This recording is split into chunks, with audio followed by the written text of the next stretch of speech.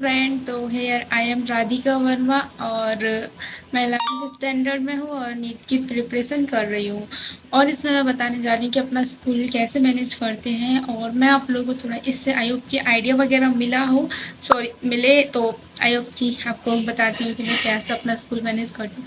तो देखो, मैं अपना रूटीन बताती हूँ और आपकी से रिलेट करना आप लोग। जैसा कि हमारा स्कूल होता है लाइक 6 से 3 AM, सॉरी PM होता है। मतलब कि मैं 5:30 बजे उठती हूँ और 6 बजे 6:30 बजे हमारी बस आ जाती है और 3 PM तक हम स्कूल ही रहते हैं।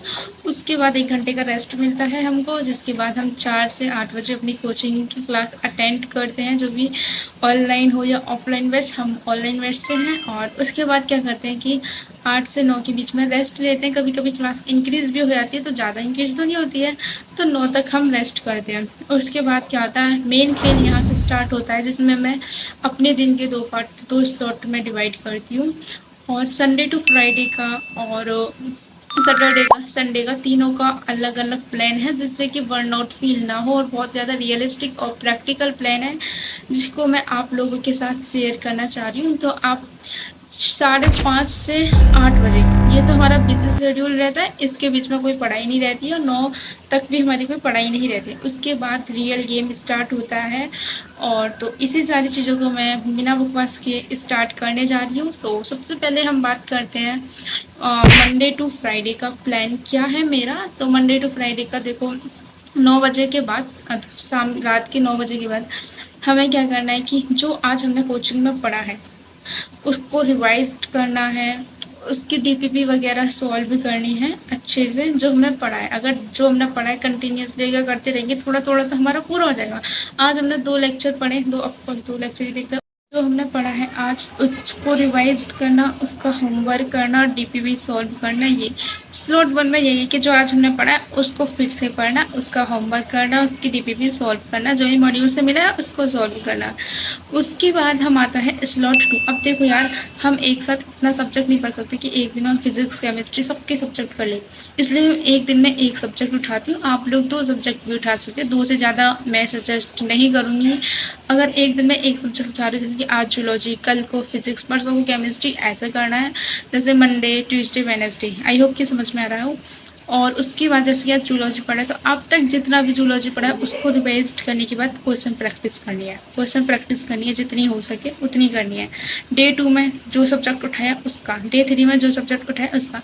अगर एक दिन में तुम 2 सब्जेक्ट पढ़ रहे हो तो उसके अकॉर्डिंग आप कर सकते हो कि आज ये आज ये आज ये आज ये, ऐसा एक दिन में 2 से ज़्यादा सब्जेक्ट कोई भी मत उठाना। मैं सजेस्ट नहीं करूँगी। जूलॉजी के साथ फिजिक्स उठा लेना, फिजिक्स के साथ बोटनी, बट ऐसा केमिस्ट्री और फिजिक्स एक साथ मत उठाना है। एक दिन में 2 सब्जेक्ट उठा रहे हो तो ये मेरा मतलब मंडे टू फ्राइडे का प्लान है। उसके बाद हमारा सैटरडे का प्लान क्या होता है, सैटरडे का प्लान थोड़ा अलग रहता है इससे, और संडे का पूरा ही अलग रहता है, जिसमें थोड़ा प्रेशर नहीं होता है, जिससे बर्नआउट फील नहीं होता। ये प्लान आई थिंक रियलिस्टिक और बहुत ज़्यादा प्रैक्टिकल है, जो हर इंसान फॉलो कर लेता है। संडे का प्लान है कि संडे को छुट्टी लेनी है, सॉरी, सैटरडे का प्लान है कि सैटरडे को हमें छुट्टी लेनी है स्कूल से। जो भी हमारा बैकलॉग बना है हफ्ते में उसको करना है। जो भी पूरे हफ्ते में हमारा वीक टॉपिक है, आई होप कि समझ में आ जाता है हम लोगों की वीक टॉपिक क्या है, उसको करना है, उसको अच्छे से अंडरस्टैंडिंग करनी है। ये हो गया। इसके बाद हमारा आता है कि जो भी हमने वीक में क्वेश्चन प्रैक्टिस की है उसमें जो हमें टफ लगा है, जो क्वेश्चन हमसे नहीं बना है, उसको फिर से सॉल्व करना है और लाइव लेक्चर अटेंड करना है, रिवीजन करना है। सैटरडे का यही प्लान।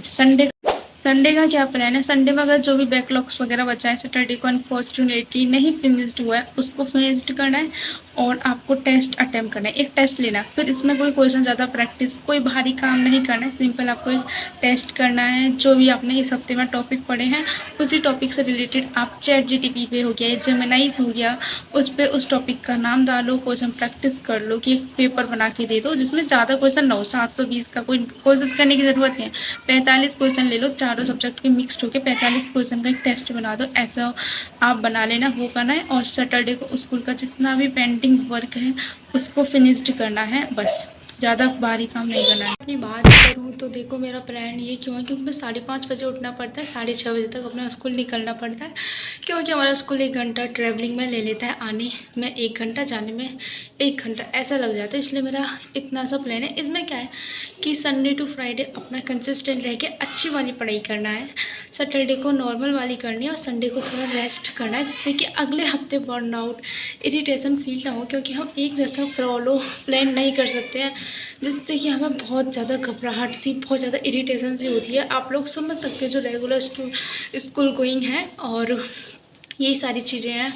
तो और क्या था, यही था। आई होप कि ये प्लान आपके लिए हेल्पफुल हो। इस प्लान में ऐसा है कि संडे टू फ्राइडे अपने आप को घिस लो अच्छे से, और सैटरडे को अपने आप को थोड़ा नॉर्मल कर लो, और संडे को थोड़ा अपनी एनर्जी वापस ले आओ। ये सारी चीज़ें ही हैं नॉर्मल, और आई होप कि आप लोगों को हेल्पफुल मिली हो। सो यहीं तक मेरा ये Sunday to Friday, Saturday Sunday, इन तीनों का प्लान है। आई होप कि आप लोगों को सही लगा हो और आपके लिए हेल्पफुल हो। मेरा जो भी प्लान था अपकमिंग डेज में जो फॉलो करने वाली थी, मैंने आप लोगों के साथ शेयर कर लिया है। तो thank you for watching and bye bye. और किस टाइप की वीडियो चाहिए आप लोग ज़रूर बताना कमेंट सेक्शन में, और हम ज़रूर उस वीडियो को बनाने की कोशिश करेंगे, टाइम मिलेगा तो।